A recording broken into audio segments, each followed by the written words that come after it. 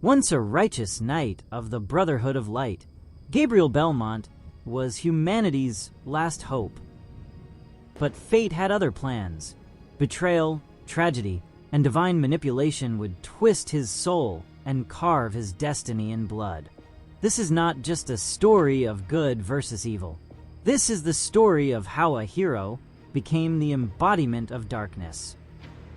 Welcome to Contra Brothers team, and today, we're diving into the dark transformation of Gabriel Belmont, the man who became Dracula. Like and subscribe, but don't look away. The final revelation hides in the shadows, and it's darker than you think.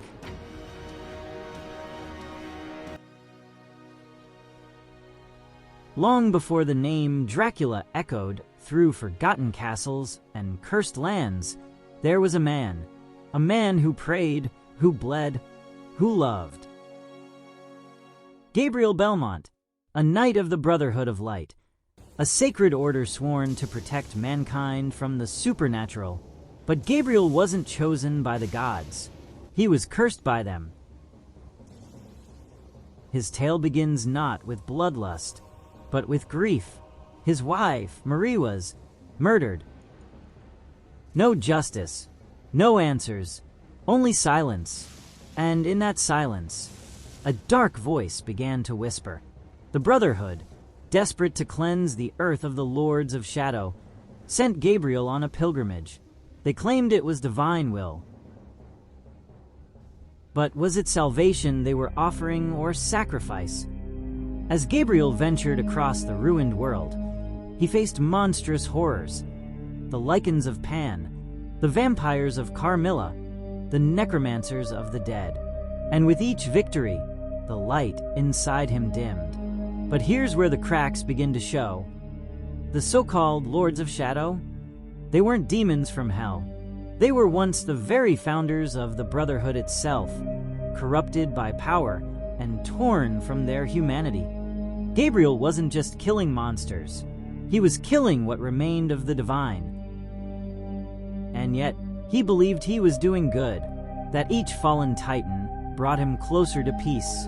But the world around him was falling apart, and something darker was awakening within him. You see, every relic he claimed, every soul he defeated, wasn't just a key to salvation. It was a puzzle piece to his own undoing. And still, he followed orders. He trusted his comrade, Zobek. He clung to the memory of Marie, as if it could keep the shadows at bay. But something's off. Too many paths seem perfectly carved. Too many foes fall at just the right time. What if this journey wasn't meant to save the world, but to break Gabriel Belmont completely? Stay with me, because in the next chapter, we'll uncover the betrayal that shattered a knight and set in motion the rise of Dracula.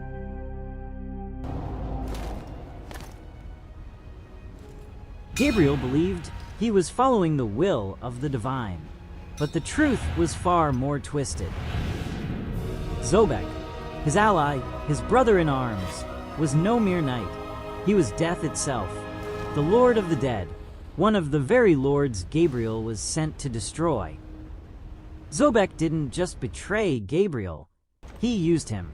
Every mission, every monster slain, every relic recovered.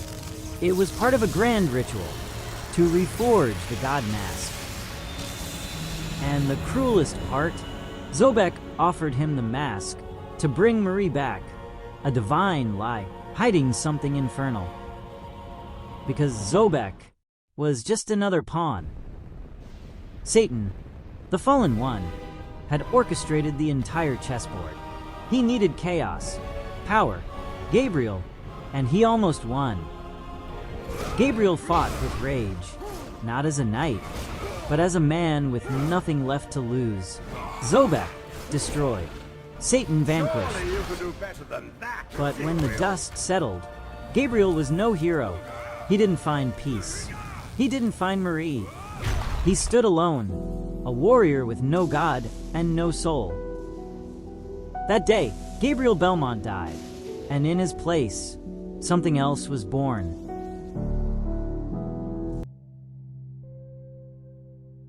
Decades passed.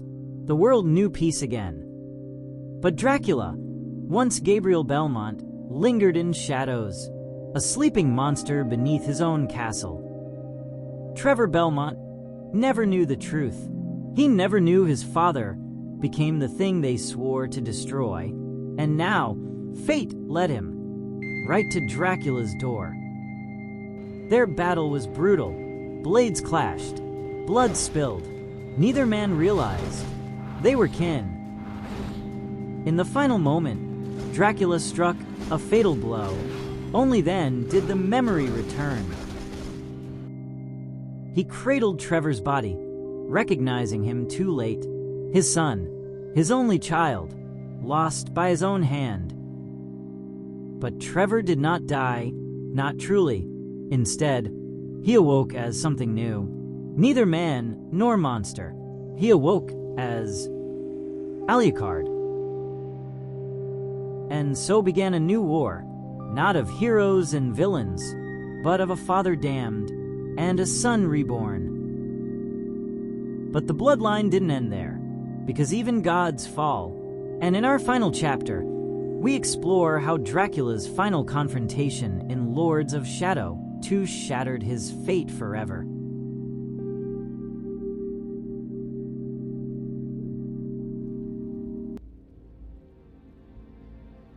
Centuries passed. The world evolved. Cities rose from ruins. But in the shadows of this new age, Dracula still lived. Weakened, broken, but never dead. Gabriel Belmont's curse still bound him to eternity. But now, fate had one last twist. Alucard returned, not to destroy his father, but to help him end it all. Together, they hunted Satan's followers in a world that no longer remembered them. This wasn't about saving the world. It was about redemption. And at the heart of it all was the fallen one himself. Satan had returned, stronger, more cunning, using humanity's apathy as his shield. This time, Dracula wasn't a pawn. He was ready, fueled not by rage, but by resolve. With Satan defeated, the world was safe again. But the man who once was Gabriel Belmont had no place in it. He walked into the sunlight, knowing it would be the end. But maybe, finally, peace. He was once a knight, then a monster. But in the end, Gabriel Belmont died a man again. If this story pulled you in, you need to hit that like button. It helps us dive deeper into gaming's forgotten legends. Make sure to subscribe for more dark lore just like this. And hey, check out our other channel, Retrolist HQ, for epic retro hidden gems you may have missed. Links below. Stay mysterious.